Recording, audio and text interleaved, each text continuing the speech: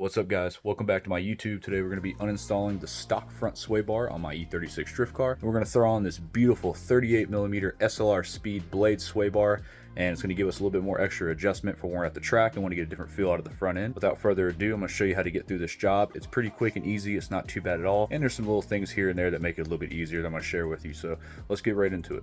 So here is this beautiful setup from SLR Speed that they offer. This is a 38mm blade sway bar for a E36. This is a huge bar, and it's going to tighten up the front a lot, help reduce some understeer effect. It'll help transfer the weight a little bit better, and I really like the spring rates that are on the front of these SLR drift spec coilovers. So I want to control a little bit more of the body roll with the roll bar and allow the shocks and the springs to just handle the rest of the stuff that they need to. This is going to be a great addition to the front. It's going to look really good. It's going to perform really well, and I'm super excited to go test it out here soon. We're going to get this on the car. It's pretty straightforward. There's not a whole lot to it, and there's some plus sides to these pieces as well.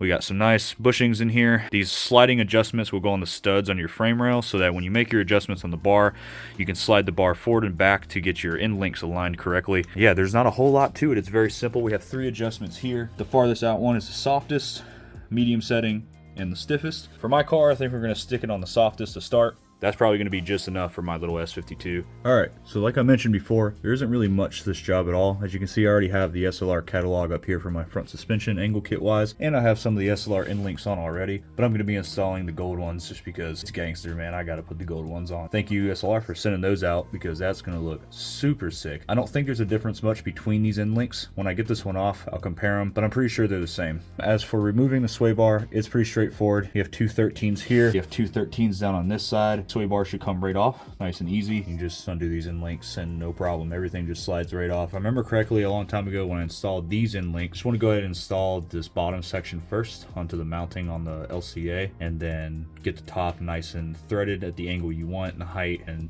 get it into the sway bar. My end goal here is to try to get the bar nice and level like this one was. I went ahead and just put the car up in the air, just enough to get the wheel off the ground. Went ahead and took off the end link on this end. What that did was it just freed up some of the initial kind of preload from the suspension sag and all that. Took that end link off completely, which just freed up all load on that side. And then you just undo these 4 13s and the bar just drops down just like that. Comes right on out. What we'll do next is we'll take our new SLR brackets and we'll put them here and go ahead and just get them mounted up and nice and tidy. They separate at the bottom, and what we'll do is we'll leave the bottom section off and get the bar up in there eventually. Let's go ahead and get those brackets on, start mocking everything up. Just a real quick comparison. This is the stock bar, the red one you're looking at, and then this is the new bar. It is much, much thicker. You can kind of see how tension's going to be applied across this bar, much tighter. Should be really nice. Man, that thing is beautiful. Can't wait to put that in the car. This is how they're going to come in the box when you get them. These are the brackets that mount to the frame rails. This is what's going to hold your sway bar now. Right here, I went ahead and separated it. So we're just going to bolt this part to the car and have this separate. This is going to have to go around the bar. And as you see, it comes already assembled, so you can kind of have an idea of how to put it back together. So we're going to keep this piece off. We're going to keep this off for now. Go ahead and bolt this to the car. We'll put this around the bar, get this on there eventually. All right, so I went ahead and just mocked up these brackets up here. Everything's a little loose. Always put this together a little loose just so everything kind of fits nice and easy together. You don't want things to be tight and bound up when you're trying to move it with your hands and stuff. Got these on here too. These are the end links. These are also loose. Just hand threaded on for now so that we have nice easy movement just to get everything lined up nice and simply. So we're going to leave this bottom bracket still off for now. Next step would be to put these onto the bar. These are going to be your sway bar bushings now, and then once these are on the bar, we can kind of slide the bar back up here in the bracket, try to get this lined up on it as well. Sandwich it up just like that. And put bolts back in the same order as they came out. These are the slots I was talking about. When we make an adjustment on the bar down there, we can slide the bar back and forth to get these links to be as they're supposed to position wise. So let's go ahead and get this bar on. So I went ahead and took half of the bushing and put it in this bottom locking piece, and then I put the other half around top of the bar here. I got the other side assembled loosely for now. Went in so easy. I mean, you just put this on here just like this, get it fed up in there, lined up. Yeah, I mean, I could practically do this with one hand right now. You just need to get these lined up nice and even, and then it'll just pop right in. Super easy. You just hold it with one hand and then put the bolts in up through here. You got a little nut up here. Allen head bolt down here. You can just start it by hand for now and just get it nice and just hand tight, and then make your adjustments from there. I have everything mocked up loosely at the moment just to see where everything's angled and what adjustments and movements I have to make everything symmetrical as it should be. What I'm going to do here is I think the bar is slid too far this way towards that wheel down there. I'm going to measure from this point to this bracket right here and match that on both sides so that the bar is centered. And when that is centered, I'm going to take a size 2.5 Allen and I'm going to loosen these up. These are kind of locks that you can slide down here to the back side and it'll sandwich this to keep it from moving left and right. So that's what I'm going to use to lock it in place once I get my measurements done. But other than that, it was really simple. Bar is fully in, tightened down, ready to go. Straightforward.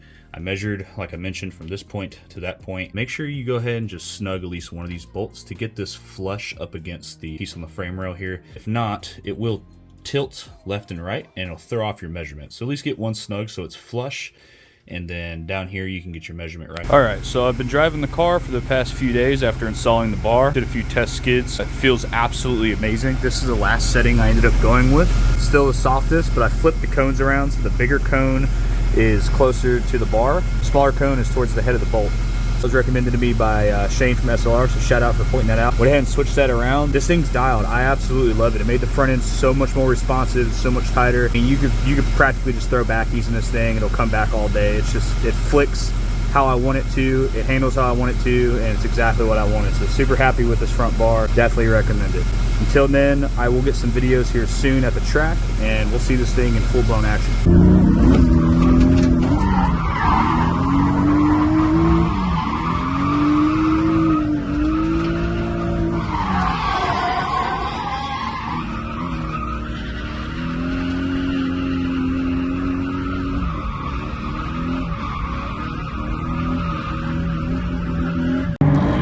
We're out here doing some testing.